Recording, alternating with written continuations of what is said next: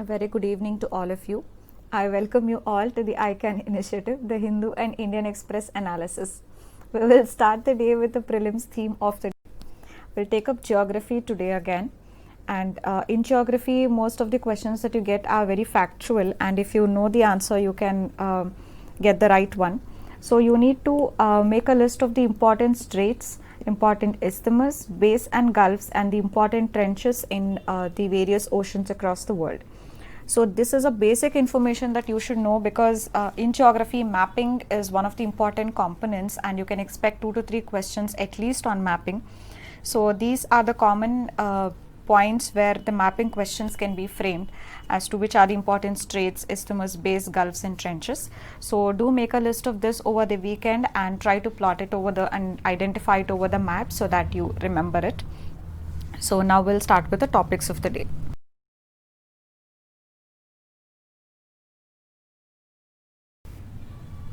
So let's start with the first topic of the day. This is related to freedom of speech and expression. So any constitutional rights, fundamental rights and their analysis comes under your GS paper 2, which has a topic related to the constitutional underpinnings and the principles and the fundamental rights and directive principles in the constitution. So this particular editorial was about an example wherein this freedom of speech and expression under Article 19 is being breached. So this is the example of Kafil Khan. He is a doctor from Gorakhpur, and he has been arrested under the National Security Act. And why has he been arrested? Because he spoke against the Citizenship Amendment Act. So he apparently criticized this act, and that is the reason why he has now been detained under the National Security Act. So this whole episode has brought a number of issues before us. One is the presence of these draconian laws like the National Security Act, where a person can be put under preventive detention and he will not have the right to appeal before the courts as soon as possible. So under these National Security Acts, a person can be detained even before the person has committed the crime, that is under preventive detention. So such draconian laws are present in India even today, and even in England, which had these draconian laws many centuries earlier, has also been abolished now. But in India, we continue to have such draconian laws which can curb the basic rights of the human beings. The second issue is related to the criticism. In this case, the person who was criticizing a particular policy of the government, which is the Citizenship Amendment Act. So any criticism against the policy of the government is considered to be so that the person is being arrested under such draconian acts. So the criticism of the government policies itself is considered to be a crime, and such draconian laws are used to curb the rights of citizens. The third issue is dissent versus the hatredness. So in Kedarnath case, Supreme Court had held that so whenever a person is trying to make some inflammatory remarks and trying to incite the violence among the mob, then such person can be tried under the Sedition Act. But however, in this case, in many other cases also, whenever citizens are showing dissent against any policy of the government or any measure of the government, that is often colored as spreading hatred and trying to incite violence among the public. So the right to dissent itself, which is actually seen as a safety valve in the case of a democratic setup, where the citizen should have the right to dissent and the right to disagree with a measure of the government, and which should have been seen as a safety valve, has now been looked at in a way that such expression of dissent is actually leading to inciting violence among the mob. Then this is another issue that this example presents before us. And the last is the democratic credentials. So all of this, the fact that dissent is being curbed, the freedom of speech and expression is being curbed, and any criticism against a policy measure of the government is met with enacting or invoking such draconian laws as the National Security Act, it all casts doubt on the democratic credentials of India, where the right to freedom of expression is guaranteed and the basic human rights are of dignity and respect are recognized. So such measures are actually casting doubts and shadow over the democratic credentials of India. So these are the important issues that this particular example is bringing forward, and wherever you have a question related to the freedom of speech and expression and how it has led to violations in the recent times, you can quote this example. Now we'll move on to the next topic. The next topic is gender equality. This is about the participation of women in the Indian Armed Forces and about the equality of opportunities that they get in the armed forces. This can be a part of your GS1 syllabus under the Indian society and how women are treated equally or unequally in the society. It can also be a part of your GS2 syllabus, which talks about the vulnerable sections including women. So the recent news is that the Supreme Court has given a judgment in February 2020 where it is held that the women officers will now be allowed as part of the permanent commission in the armed forces in combat support arms and services of the Indian Army. So earlier women were made entry through the Short Service Commission SSC exam, and they could serve the armed forces for a period of 14 years, but now under the permanent commission women can serve till the age of their retirement. So this marks the equality that the women officers have been provided along with the men officers in the armed forces. So that is the importance of this judgment. Now let's analyze this judgment and let's see what is the importance of this judgment. The first thing is the equal opportunities. Why equal opportunities? Because earlier both men and women could enter the armed forces through the Short Service Commission SSC exam. This was initially for a period of 5 years and later it was revised for a period of 14 years.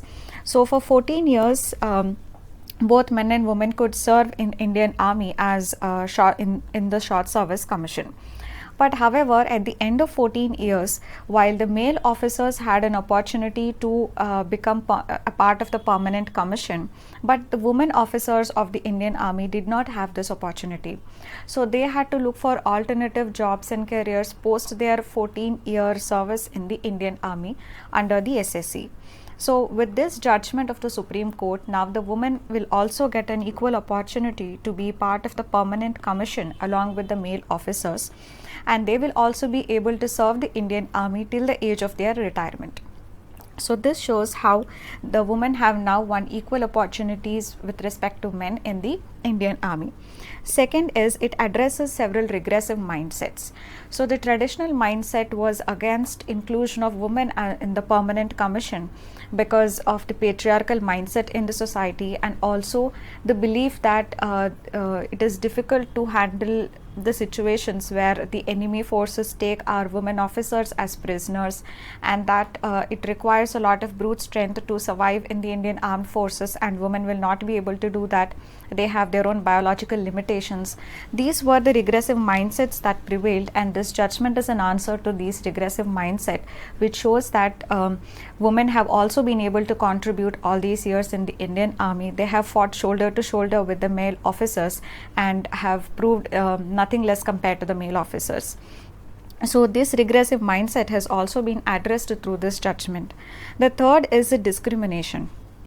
So women were always discriminated against on the grounds that they will not be able to play the leadership roles, and on the gender grounds that they are not as strong as compared to the men, and that the strength which is required in the battlefield will not be possessed by the women. So this judgment has put an end to these discriminations, where women also will have equal opportunity to be a part of the permanent commission and have that leadership roles. So this discrimination has now come to an end with this judgment. Next is the role of judiciary. So judiciary has also played an important role, including this latest judgment of February 2020 by granting permanent commission to the women officers in the Indian Army. So even earlier, in fact, Indian Air Force was one of the first to give the permanent commission to the women, and judiciary has always played a positive role in this regard. So in this, you can make a mention of two important cases. One is the case by Lieutenant Colonel Seema Singh, who was from the Indian Army. She had filed a case in the Delhi High Court that how women are being discriminated against, and there is gender discrimination in the Indian Army. And from the Air Force, Jasmine Kaur had been one of the petitioners, and she had filed a case against the discrimination of women in the armed forces. So based on these judgments, they went in favor of the women, and later on women officers were granted permanent commissions.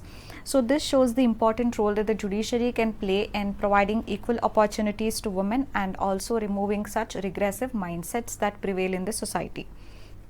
The next importance is the professional growth that this judgment will now this judgment will now give to women. So women have now been given the permanent commission, and they can serve in the Indian Army till the age of their retirement. They will not have to look for an alternative job or career options after they finish 14 years under the Short Service Commission.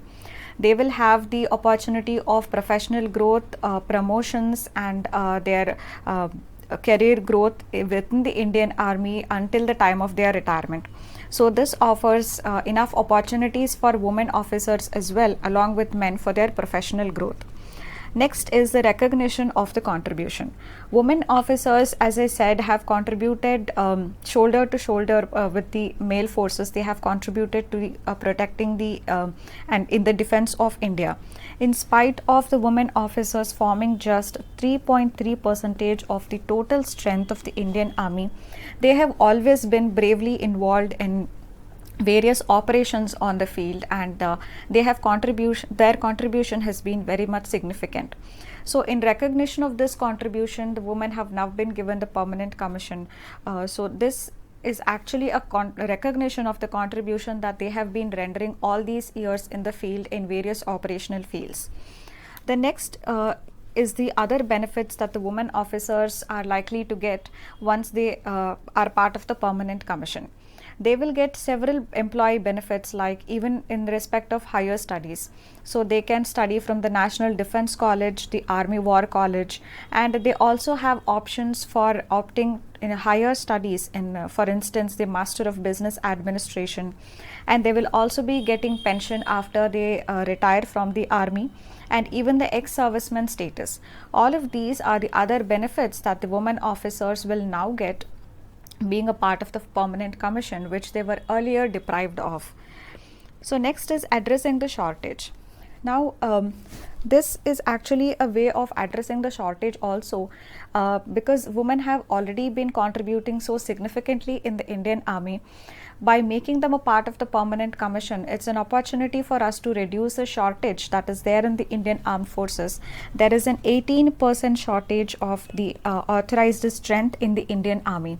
So by giving women equal opportunities and by allowing them to be part of the permanent commission, such shortage in the Indian Army can also be addressed to an extent. So this is also the importance of this judgment. Next is the judgment kind of recognizes the changing nature of warfare. So warfare earlier was to be fought on the battlefield between the armed forces of the two countries, where a lot of physical strength became very much important. But now the warfare has transitioned from just being the one that is based on brute force and pulling of trigger to one where you use your mind, you use a lot of technology, in which case women are no far behind compared to men. So when it is just about using your mind and the intelligence that you have and the technology that is put to use in the field, then women are no less compared to men in this field. So this judgment is also a recognition of this changing nature of warfare, in which women can and are performing equally with respect to their male counterparts as well. So this is the importance of this judgment, and you can quote that as an example when you are talking about the equal opportunities for women in India, or you may have a question, standalone question on this to comment upon the permanent commission granted to the women officers in the Indian Army. So in both the cases, you know what are all the points upon which we need to analyze. Now we'll move on to the next topic.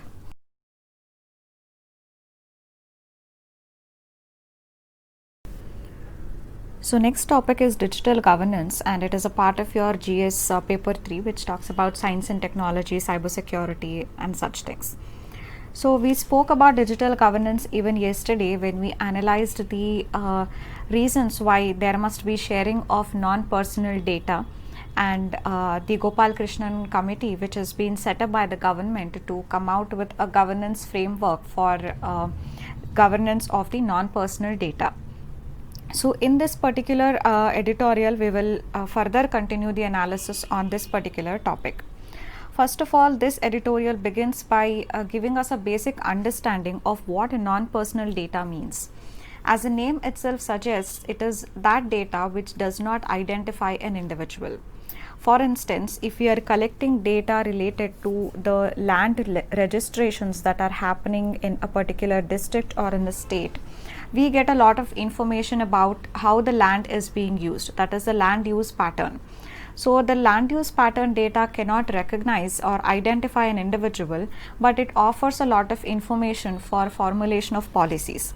So this is a classic example of non-personal data which needs to be widely shared if we need to come out with policies based on a thorough analysis of data. Another good example of non-personal data is that which is related to the traffic in a particular city or a district. So by analyzing the traffic data related to traffic in a particular district, we can formulate policies on how to effectively manage the traffic in the city. So this again is an important data upon which we can have evidence-based policy making through data analytics. But again, it is a non-personal data as it is unable to recognize the individual or identify an individual. So this is what a non-personal data means, and by giving the example of this data related to land registration and the data related to traffic, you can clearly illustrate why it is very important to collect as well as share such non-personal data which can help us in policy making and policy formulation. So what this particular article discusses later on is, it says yesterday we had discussed what is the importance of sharing non-personal data. We said that we discussed non-personal data sharing is important because a lot of services and goods are now being offered through the digital mode, be it health or education. So it is important to share. Secondly, there are several digital corporations which have kind of become monopolistic because they have a lot of data in the digital format which they want to share, and which if they have to share, they have this monopolistic presence in the digital economy. So with this monopolistic presence, it may be possible that the customers are being harassed and exploited. So that is also another reason why it's important to share data. So we saw several examples where we understood why sharing of this non-personal data is very important. So it is also because based on the data, several business models have been built, and sharing of data is very important for marketing purposes and for online businesses as well. So one more reason why it is important to share non-personal data is the government itself has a lot of non-personal data that it has collected. So when we talk of the government needs to share this non-personal data with the people because it needs to be transparent in whatever information it has by sharing it with the people. This is precisely why we also enacted the Right to Information Act, the RTI Act in 2005, which says that the government should suo motu disclose the information that it has, particularly the non-personal ones which does not deal with the privacy of a person. So all such information the government must suo motu provide a disclosure of all these information. So that is why even this provision for disclosure of such information has also been given under the Right to Information Act of 2005. So when the information is shared with the public, it also makes the government more accountable to the citizens, and this is another reason why we must share non-personal data. But however, there have been several policies in the past which spoke about sharing of such data. One example is the Digital India Initiative. So Digital India Initiative has 9 pillars. Out of the 9 pillars, one pillar talks about information for all. So this again means that sharing of this non-personal information which can be used by the people for their own purposes and also for holding the government more accountable. Apart from this, we also have what is called as a National Data Sharing and Accessibility Policy of 2012. And then we also have Open Government Data Platform. This National Data Sharing and Accessibility Policy, what it does is it holds that all the public authorities, whatever information that they have, that must be put in the public domain in machine readable formats. This was the intention of the National Data Sharing and Accessibility Policy. Similarly, government came out with Open Government Data Platform, under which also various ministries and the agencies of the government who hold a lot of data related to the public, they will have to give an open access to such data sets. So this was the objective of the Open Government Data Platform. But an analysis of these three policies, which were meant to serve precisely the same purpose of sharing the non-personal data, shows that these policies have not been really very effective. They had certain implementation guidelines which have been violated, they have not been followed.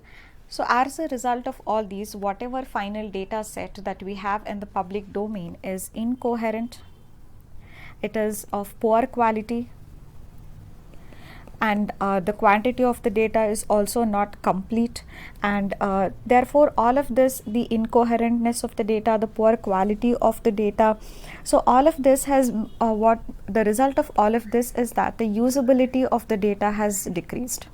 So this data which is now available in the public domain, because of its poor quality and incoherence and inconsistency, the usability of this data has reduced. So what this article is trying to argue is that even before this current Gopal Krishnan committee that has been set up for setting up a framework for governing the non-personal data, government had these various policies for sharing the non-personal data. So what this Gopal Krishnan committee should have done is to analyze these previously available policies as to why the data that is collected as a part of these policies is incoherent, is inconsistent, and is of poor quality. And the committee should have gone forward to suggest measures as to how we can improve the implementation of these policies so that the data collection is more streamlined and even the sharing of such data is also more meaningful to the public. But the Gopal Krishnan committee has completely missed out on this. It has not analyzed the previously available policies, and it has not suggested measures to make them more effective. So this one is the argument that this editorial makes. Second is that the cybersecurity framework in India also is not very adequate and robust, and this is even recognized by the B.N. Sri Krishna committee that was set up for drafting the data protection bill. So the Gopal Krishnan committee also does not address this fact when a lot of data is being collected, even if it is non-personal data. The cybersecurity architecture needs to be more robust to handle all these data. So this again is not being considered by the Gopal Krishnan committee. So if you have a question related to the regulation of non-personal data and to critically analyze the Gopal Krishnan committee, you can say that there were these previously existing policies for sharing of non-personal data that have not been working well, and Gopal Krishnan committee has completely missed out on analyzing the reasons for ineffectiveness of these policy measures and coming out with suggestions as to how these can be made more effective. And also the fact is that the digital data governance as a concept itself is a kind of new to India, so therefore we must adopt incremental approach to come out with a digital data governance model. And in this whole process, what is most important for us is to build the capacity of the state to handle these things. So there is this digital ecosystem which needs to be governed, and for that we need to first build the capacity of the state itself. So this can be your concluding remarks on this data governance and sharing of the non-personal data. Now we'll move on to the next topic. The next topic is also related to gender equality, which is again a part of your GS 1 and 2 syllabus. So when we talk of gender equality, it is a very broad term. It can be related to either the providing women with equal opportunities by granting them permanent commission in the Indian Army, or it can also be related to the right of daughters to inherit the property of their fathers.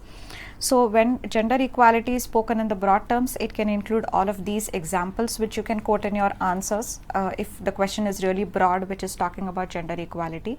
But otherwise, you may also have specific questions on various aspects of gender equality. So in this article, we would be discussing the Hindu Succession Act of 1956. And the content of this article we have already discussed before. There was a 2005 amendment that happened, and then there was another judgment in 2015, and now there was another judgment in 2020. So we have already discussed the contents of these judgments. The reason I have taken up this article again is because this article mentions the name of those judgments.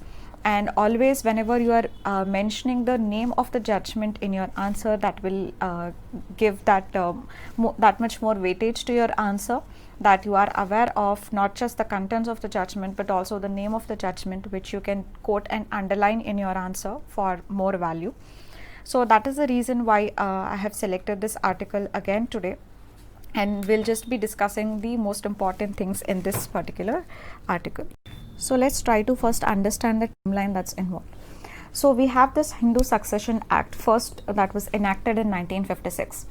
Earlier, the father was giving the property only to the son, so the inheritance passed on only along the male line, and the daughters were deprived of a share in the property of their fathers. So what the Hindu Succession Act of 1956 did was to give the daughters a right over the property of their fathers. So even the daughters could inherit a share of the property of their fathers, and the property of the father was not just limited to for the son. So this was the gist of the Hindu Succession Act of 1956, that even daughters will have a share in the property of the fathers. That is, even the daughters will have the right to inherit a share of property of their fathers. But also what the Hindu Succession Act 1956 held was that this division of the property of the father among even the sons and the daughters can happen only after the demise of the father or the mother. So only after the death of the head of the family, then that property is going to be divided among the children, which will not just include the male children but also the daughters. Even the daughters will have the right over the property of father after the demise of the father. This was the gist of the 1956 Hindu Succession Act. But later on, this was amended in the year 2005. So what this amended held was that it is the daughters can have a share in the right of the property of the father even during the lifetime of the father. It does not mean that only after the demise of the father the daughters will have a share in the property or a right to inherit the property of the father. Even during the lifetime of the father, the daughters will have the right to inherit the share in the a part of the property of the father. So this was rectified in the 2005 amendment to the Hindu Succession Act. So next came the 2015 Act amendment, and this judgment was the Prakash versus Phulavati judgment. So in the 2015 judgment, what the court ended up saying was that it imposed a condition on the 2005 amendment. The condition imposed was that only for those daughters who had their fathers living as on September 9, 2005, when this amendment came to force, so only those daughters can have the right to inherit the property during the lifetime of the fathers. So that means if their fathers were dead as of 2005, they did not have the right over this property. So that is what in the Prakash versus Phulavati courts held, and it imposed a condition on the 2005 judgment, that is for those daughters whose fathers were living as on September 9, 2005 had the right over the property. So what this judgment ended up doing was that the right of the daughter over the property was subject to the father being alive as on this particular date. So this error that was committed by the court in 2015 Prakash versus Phulavati judgment was rectified in this 2020 judgment of Vinita Sharma versus Rakesh Sharma. In this, the court held that the right of the daughter to have a share in the property of the father is the right of the daughter by her own birth, So it does not depend on whether the father is living or the father has died, but it is the inherent right of the daughter. By just by her birth itself, she acquires this right to have a right in the property of the father. So this particular thing was rectified in the 2020 judgment of Vinita Sharma versus Rakesh Sharma. So as I said, the content of these judgments we have already discussed before. For even more detail, you can go back to those videos and refer to it. So the purpose of taking up this article again was to tell you the names of these 2015 and 2020 judgments, which you have to quote in your answers. Now we'll move on to the next topic. So next topic is related to the functioning of the parliament, and anything related to the parliament, executive, judiciary will come under your GS paper 2, which is the polity section. So now during the pandemic, the parliament will be holding its monsoon session. But one criticism that has been now raised by the opposition is that when monsoon session is going to be conducted, question hour and 0 hour are going to be curtailed. So this, the government has told that because of the pandemic and the time that constraints that are there, the question hour and the 0 hour are going to be curtailed. So the opposition members have told that the parliament cannot just be a notice board. It is a forum of discussion, and by curtailing the question hour and the 0 hour, the accountability of the government to the parliament will be diluted. And the government has taken a lot of steps during the pandemic for which the government needs to be accountable to the parliament. So when the question hour and 0 hour is getting curtailed, then the opposition members will not have the opportunity to ask questions to the government and make the government accountable ultimately to the citizens of the country. So the oppositions have held that the government is using the pandemic as an excuse, and this is like murdering democracy. So this is what the opposition members have leveled charges against the government, that the government is using pandemic as an excuse, and this is like murdering the democracy, because it is going to dilute the accountability of the government to the parliament and ultimately to the people. So this is related to the functioning of the parliament and the efficacy of tools like question hour and 0 hour in holding the government accountable to the people. Now we'll move on to the next topic. So this is on farm crisis. Basically, the data we're talking about in this is the data by NCRB related to the suicides in India. Because the farmer suicides and the agrarian distress is a lot in news, and you may have a question related to that, you can use this data while you are writing such answers on the agrarian crisis. So what this NCRB data shows is that, so firstly, NCRB has released this data on accidental deaths and suicide. So this is the name of this data, that is the accidental deaths and suicides. So this report, the NCRB, the National Crime Records Bureau, has released this report. And what this report is saying is that the number of suicides in the agriculture sector between 2016 to 2019 has reduced by 10%.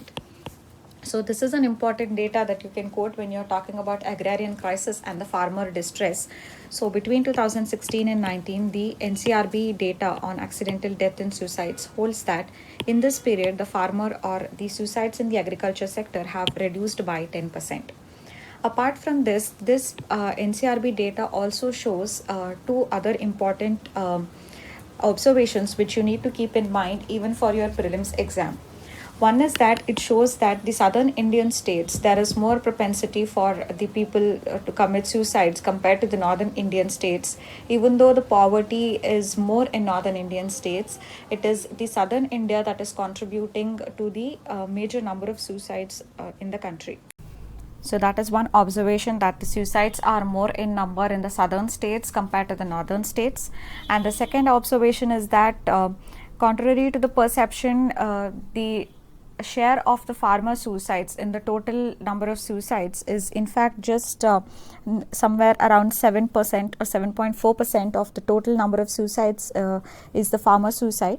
So the most common causes for the suicides are the family problems and illness.